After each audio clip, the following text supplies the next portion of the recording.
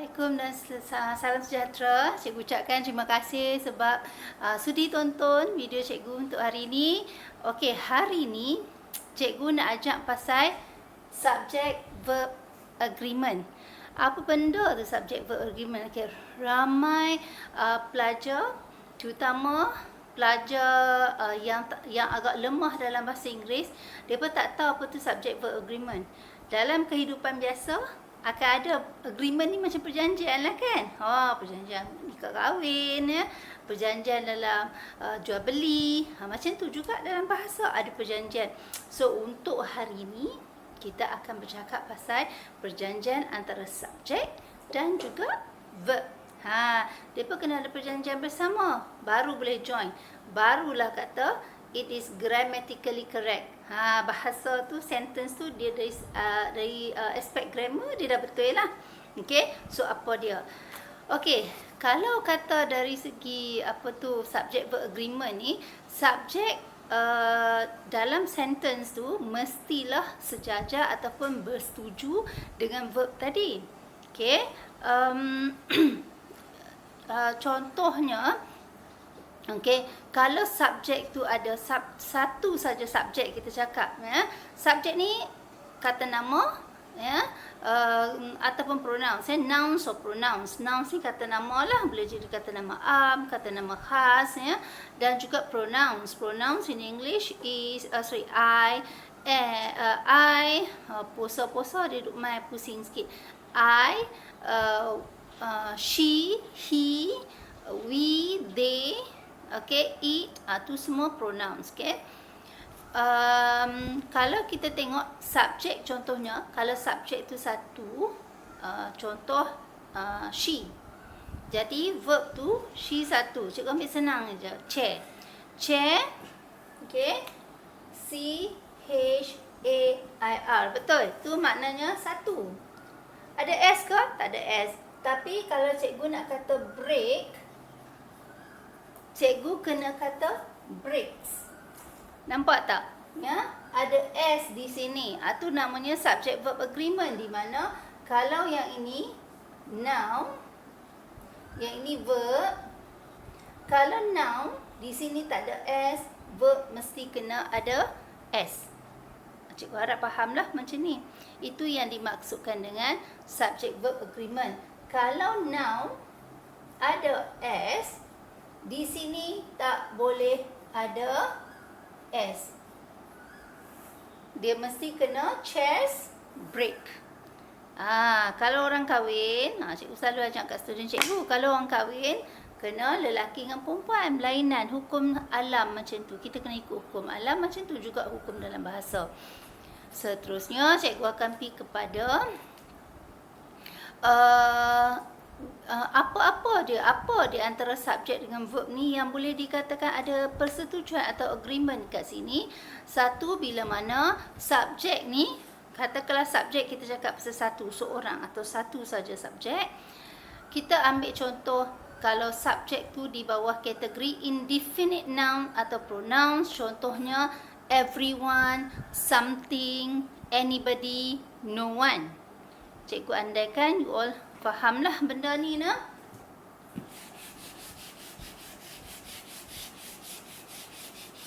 Okay. Contohnya everyone. Ya, everyone, something, somebody, no one, yang ada one ya. Yang ada body itulah. Okay.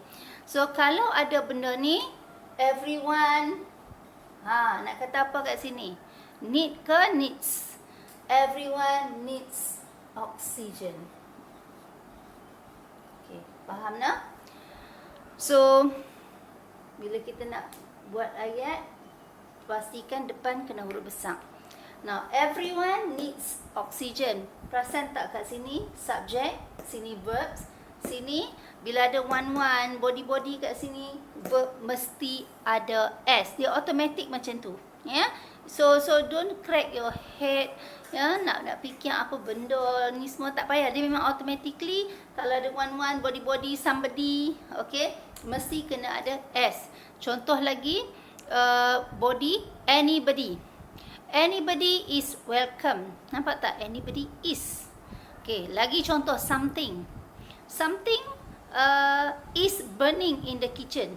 Okay, so something ni sebenarnya kalau kita tengok kan benda yang tak apa nak jelas. So kat situ terus dah jadi singular form. Ya, no one is in the room. No one pun dah indicate menunjukkan kosong, tak ada siapa kan. So menunjukkan kat situ nouns dia bersifat singular. So and no one is in the room. Cikgu pergi pada yang seterusnya. Bila dah selesai saja yang kategori yang ini semua kita namakan sebagai indefinite noun, ya. Kata nama yang tidak pasti, indefinite ni. Sebab tu kita ambil singular form. Seterusnya bila ada either, neither dan juga each. Okay, ada yang sebut either, neither, ya, semua slang lah yang tu. Okay, either of the girls sweeps the floor.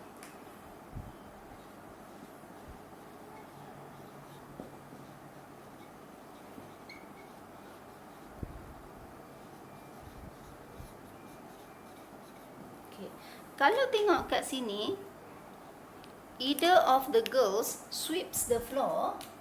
Sorry, ada S di sini.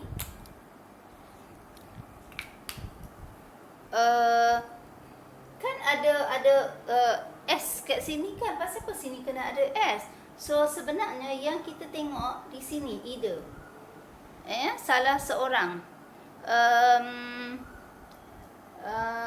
yang di antara gadis ni yang menyapu, ya. So kita tengok di sini subjek dia, bukan kita tengok di sini. Kalau ada either of, kita tengok yang dekat sini sweeps the floor. Okay, neither pula, neither of the children is sleeping. So jangan tengok children, tapi tengok neither tadi.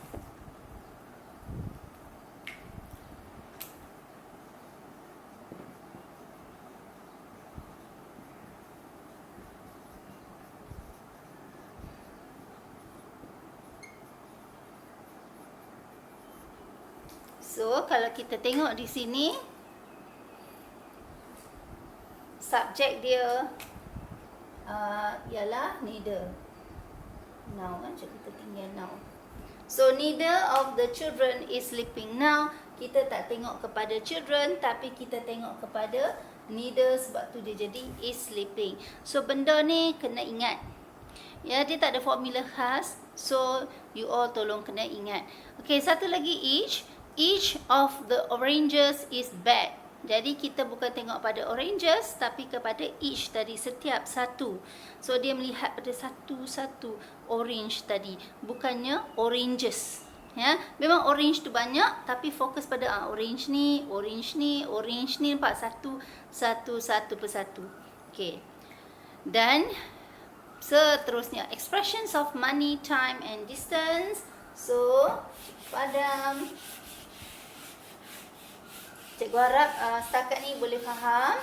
Cikgu hanya bagi orang kata general impression saja. Yang lain you kena buat sendirilah. English ni kena perbanyakkan latihan. Next, dan juga membaca. Kalau kita tak membaca pun payah juga. Satu lagi tips yang cikgu nak kongsi. Kalau kita nak perbaiki kita punya pronunciation, tengok television ataupun dengar radio, dengar lagu-lagu, ya, kita ikut sebutan, tapi nasihat cikgu sebab lagu ni banyaknya slang American. Kalau kita examination ikut British slang. Jadi kalau boleh dapat lagu yang cikgu tengok lately ada juga penyanyi yang menggunakan slang British untuk menyanyi, ya. Tapi sebaik-baiknya bukalah rancangan BBC. Kau tak kisahlah kau rancangan budak-budak ke. So while listening to or watching the series, ya, you repeat the words, ya. Ulang balik perkataan-perkataan yang kita dengar untuk nak improve pronunciation. Okay. Expressions of money, contohnya $300 or 300 ringgit, ya. So 300 ringgit is sufficient to buy this radio. So dia sebenarnya is a fixed amount considered as a whole. Dia satu amount yang tetap, tapi dan kita anggap dia sebagai satu lah ya, as a whole. Ya, walaupun 300 ringgit tu nampak macam bunyi macam banyak, sebab kita bukan cerita pasal helaian demi helaian, tapi kita cerita pasal amount tu 300 ringgit. Ya, so satu 300 ringgit tu is, ya. Sama juga kalau cakap pasal expression of time, contohnya 5 days, cikgu ambil 5 days is all that she has to complete her project. So 5 days ni dianggap sebagai satu masa, ya, as a whole, satu tu 5 days tu, bukan dia single out ni hari pertama, hari kedua, hari ketiga, ya, bukan. Ya, kadang-kadang dalam bahasa ni kita kena tengok intention kita tu apa dia. Contohnya macam fish pun sama, F-I-S-H, ikan, ya. Kita boleh kata fish is bila kita cakap seluruh ikan dalam lautan tu sebagai satu species. Okay, sebagai satu unit. Tapi kalau kita nak single out, ni ikan haruan, ni ikan paus, ni ikan jerung, satu persatu, dan dia akan jadi fish are. Dia tak ada fishes, ya, sebab dia fish saja. So tengok pada apa intention kita, konteks kita yang kita nak guna pada masa tu. Okay, next is expressions of distance, jarak. Contoh cikgu ambil 10 meters. 10 meters is the distance between my school and my house. Ya, tu satu jarak lah, 10 meter tadi tu, ataupun 5 kilometer ke, dia dianggap sebagai satu jarak. Ya, 100 kilometers pun kalau kita andaikan dia sebagai satu jarak, then 100 kilometers is not very far for me. Okay, nampak? Next, okay, yang dinamakan, dikategorikan sebagai subjek tu sebagai satu bila mana plural form of academic subjects, ya. Kita ambil dia, contohnya dia adalah academic subject. Contoh economics, physics berakhir dengan S, tapi memang macam itulah ejaan dia, ya. Sebab tu kena kata economics is his favourite subject. Economics is, walaupun ada S dengan S, tapi sebab memang ejaan dia macam tu, ya. Ataupun penyakit, contohnya mumps, M-U-M-P-S, mumps. Okay, so mumps causes the swelling of the glands, ya. So sebab memang ejaan dia M-U-M-P-S. Next is plural form of abstract nouns, ya. Abstract nouns untuk news, N-E-W-S. Okay, so kalau hampa nak eja berita in English macam ni lah, jangan buang S. Kalau buang S dia jadi new, baru, ya. Tapi kalau nak kata dia berita, kena ada S, news. So news about the kidnapping case is in every newspaper, ya. So news about the kidnapping case is, sebab memang ejaan dia macam tu. Okey, dah selesai kalau subjek tu kita anggap dia sebagai singular. Sekarang ni kalau subjek tu kita anggap dia sebagai banyak, many. Jadi verb must agree with. Bila dia dah banyak, apa dia punya agreement? Contoh cikgu bagi both. Both menunjukkan atau indicates many. Both are attending the party, ya. Ataupun both Jamil and Roslan are here. So both ni menunjukkan lebih pada satu, B-O-T-H, both menunjukkan lebih daripada satu. Ataupun tadi both sahaja, both are attending the party, both and, both Jamil and Roslan, ya, dua-duanya sekali. Lain contohnya several,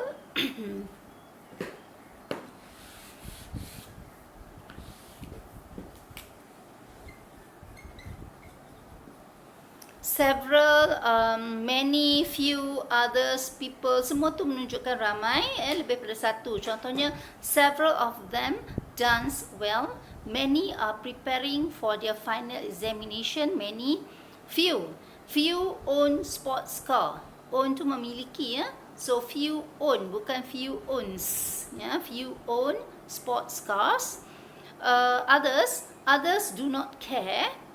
People want to live happily, bukan people wants, tapi people want. Okay. Next, cikgu pergi kepada apabila subjek tu dianggap sebagai satu atau banyak. Ya. Contohnya, bila subjek tu ada either or, ya, atau either or. Okay. Either the boy or the girls are intelligent. So, bila ada either the boy, okay, cikgu ambil ni. Ni ramai yang confused tau. Dia apa kena tengok.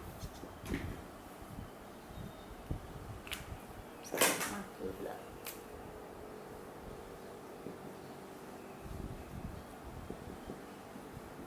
Okay. Either the boy or the girls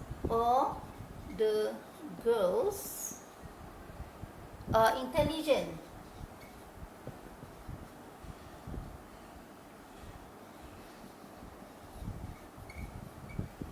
Okey, pasal apa cikgu tak indah sangat kat sini? Tapi sebab cikgu nak cakap, nak sampaikan bahawa bila ada either or, yang kita nak fokus adalah subjek yang betul-betul hadir sebelum verb. Okey, maknanya subjek yang hadir betul-betul sebelum verb, girls. Jadi sebab itulah kena are. Ya, girls are. Satu lagi contoh, neither nor, ya, neither nor the boy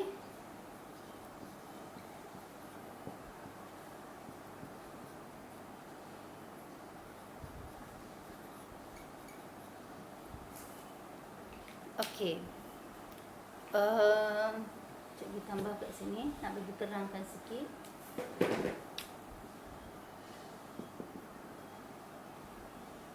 Either the boy neither the girls. Cikgu nak bagi terang sikit.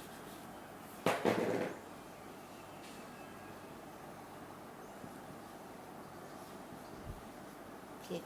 Apa maksud cikgu kat sini? Nampak tak? Ni boy.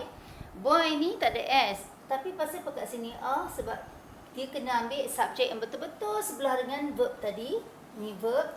Lepas tu kat sini S betul. Pasal apa sini is? Sebab kena ambil verb, nouns ataupun pronouns yang hadir betul-betul sebelum verb. Okay. So kalau kat sini the boy tak ada S. So yang ini verb mesti kena ada S. Ya, the boy is, walaupun kat depan girls ramai, ya. Tapi kalau dalam kes either or ataupun neither nor, kena ambil mana-mana ataupun kena ambil nouns atau pronouns yang hadir betul-betul sebelah dengan verb tadi. So cikgu harap faham setakat tu. Seterusnya kalau ada satu lagi, not only but also. Pernah jumpa tak not only but also? Contohnya, not only the nurses, nampak nurses, but also the doctor. Doktor tak ada S kan? The doctor is helping the patient. Pasal apa is helping? Sebab sebelah dia doktor tak ada S. Bukan nurses. Nurses tu dah jauh dah. Okay. Next, kalau kita tengok subjek tu, kira itulah subjek yang kita nak fokus atau kita panggil sebagai true subject. Okay. Contoh dalam kes ni bila ada perkataan ataupun frasa together with. The children together with their father are swimming in the pool. So father tak ada S betul. Pasal apa? Sebab kalau kat sini yang jadi fokus the children. So ayat dia boleh jadi the children are swimming in the pool. Not the father. Tapi father ni hanyalah maklumat tambahan. Together with their father. Tak letak pun tak apa. Hanya maklumat tambahan. Tapi true subject atau subjek yang sebenar yang jadi fokus the children. As well as the king as well as his men is attending the function. Okay. So dalam kes ni yang menjadi subjek yang sebenarnya yang jadi fokus the king. Okay. Bukannya his men. M-E-N. Cikgu masukkan kat sini M-E-N. Bukannya M-A-N. Okay. So, the is attending the function. Sebab fokus utama, the king. Satu lagi apa dia? Kalau ada, there. Panjanglah pula nak bercerita kan. Sikit lagi dah nak habis dah ni. Okay. There are salah marker lagi. There are apa dia? 10 oranges in the tak apalah, cikgu nak senang. There are 10 oranges. Kalau kat sini pasal apa are? Sebab yang ditengok 10 oranges tadi ni, bukannya there. Ya, walaupun ada there kat depan, tapi yang nak ditengok 10 oranges. Ataupun here is an orange for you. Okay. Here is an orange for you. Yang nak ditengok kat sini apa dia? Here ke ataupun an orange? An orange. Sebab itulah is. Bukan here. Walaupun kat depan ni orang kata biasanya subjek ni yang depan kan. Tapi yang dimaksudkan true subject sebenarnya terletak di sini. Okay. Like. Ali like his brother is tall. Ali, like his brother. Perasan tak ada 2 koma kat sini, is tall. Dia sama juga case dengan together with, as well as, sama. Fokus dia Ali. Ali is tall actually. Like his brother ni hanyalah perbandingan. Okay, last, intended meaning ataupun expressions of number yang kita maksudkan. All the equipment is old. Walaupun all tu banyak, tapi dirujuk di situ equipment uncountable noun. Jadi mesti is. Some of the clothes are expensive. So kalau kat sini rujuk kepada clothes tadi, betul-betul sebelah dengan verb, sebelah dengan are. Jadi clothes ada s, mesti are. 2/3 ni 2/3. 2/3 of this shop is air conditioned. Jadi kat sini bukan tengok 2/3 tapi tengok kepada shop, S-H-O-P. Okay, so shop tu tak ada S, mesti sebelah dia verb ada S, is. 60% of the shops are up for rent. So kat sini kita tengok tadi bukan 60% tapi shops. Ada S kan? Jadi sebelah dia tu verb mesti are. Collective noun, contohnya the class are, macam cikgu cakap tadi pasal fish tadilah. The class are doing the assignment. Ni maksud yang kita nak capai. The class are, bukan classes, cikgu masukkan kat sini class. Kalau kita maksudkan kat sini kelas ni sebagai sekumpulan para pelajar, maka kena pakai are doing their assignments. Sebab tu ada dia lepas tu THER. Tapi kalau kelas tu kita anggap dia sebagai satu kelompok, satu jawatankuasa ke apa ke, kita kata the class is putting up a play for the concert. Okay, maknanya dia bergerak sebagai satu kumpulan. Sebab tu kena kata is putting up. Audience, the audience is enjoying the show. Kalaulah audience tu dianggap sebagai satu kelompok penonton, maka kena kata is enjoying. Tapi kalaulah audience ni terdiri daripada beberapa ahli keluarga, beberapa penonton tu yang main, ni ahli keluarga A, keluarga B, sahabat kawan-kawan C, semua tu, maka kena kata the audience are clapping their hands. Okay. Next, kalau kita rujuk kepada nationality atau language, antara nationality dengan language. Nationality ni bangsa lah, kewarganegaraan, sorry. English is an international language. Kalau kita kata English tu sebagai bahasa, kena kata English is. Tapi kalau kata the English are fond of tea, okay, kalau English ni merujuk kepada masyarakat, maka kena kata orang-orang Inggeris. Ramai kan? So kena kata are. Chinese is a tonal language, sebab sini kita rujuk Chinese sebagai bahasa. Tapi kalau kita kata orang-orang Cina, kena kata the Chinese use red for festive occasion. Orang-orang Cina menggunakan warna merah. Maksud kat sini masyarakat ataupun kaum Cina yang terdiri beramai lah. Okay. So cikgu rasa setakat tu saja untuk kali ni. Subject verb agreement ni sangat penting untuk memastikan grammar kita betul ya. Benda ni simple saja. Cikgu dah bagi tips, so cikgu harap boleh tolong share ya channel cikgu, sebab channel cikgu ada dua. Dalam channel cikgu ni ada dua, satu cikgu cerita pasal sharing ya, satu lagi sharing yang berkaitan dengan akademik, dan satu lagi kelas ya, kelas bahasa Inggeris. So kalau ada apa-apa persoalan boleh tanya di ruangan komen, insya-Allah cikgu akan cuba jawab. So setakat tu saja ya, take care, jaga diri musim Covid ni ya. Baik-baik semua, nanti kita jumpa lagi. Okay, bye. Assalamualaikum.